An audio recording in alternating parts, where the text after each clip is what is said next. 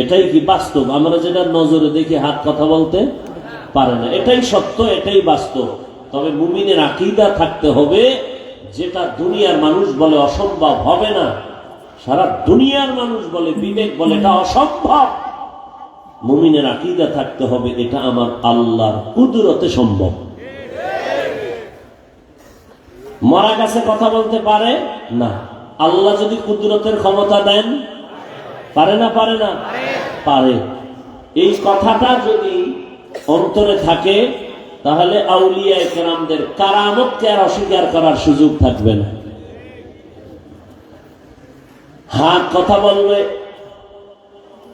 তোমার যে ডিউটি করার জন্য হাত বানিয়েছিলাম, ওই ডিউটি করা হয়নি কিনা? হাত বলবে হয় নাই। হাতের দ্বারা মানুষের কল্যাণে ব্যয় করবে, মা বাবার কল্যাণে হাত ব্যয় করবে, কাজে লাগাবে, নেক আমলে হাতকে কাজে লাগাবে, কোরআন শরীফ ধরে ধরে ধরে ধরে আঙ্গুল টেনে টেনে কোরআন পড়বে। বান্দা এই হাতটা কি আলেমের বিরুদ্ধে ফেসবুকে ব্যবহার করেছে? আল্লাহ বলবেন চোখ, তোমাকে যে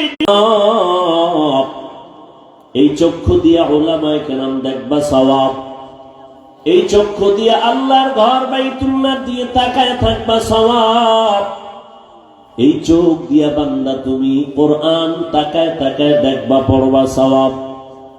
চোখ বলবে হে মালিক, কোনদিন মা বাবার মোহাব্বতের নজরে দেখে নাই, আলেম দেখে নাই, কাবা দেখে নাই, কোরআনও দেখে নাই, দরওয়াজা জানালা বন্ধ করে সারা রাত মোবাইলটা সামনে নিয়া কবিরা গুনাহ দেখে দেখে রাত কাটিয়েছে।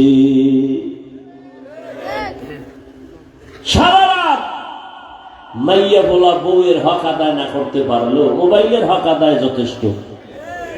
100 টাকা যদি আল্লাহ সিলাই মাফ করে, সারা রাত মোবাইলে কবিরা গুনাহ দেখতে দেখতে যুবক চেহারাটা নষ্ট হয়ে গেছে, চেহারায় কোনো নূর নাই।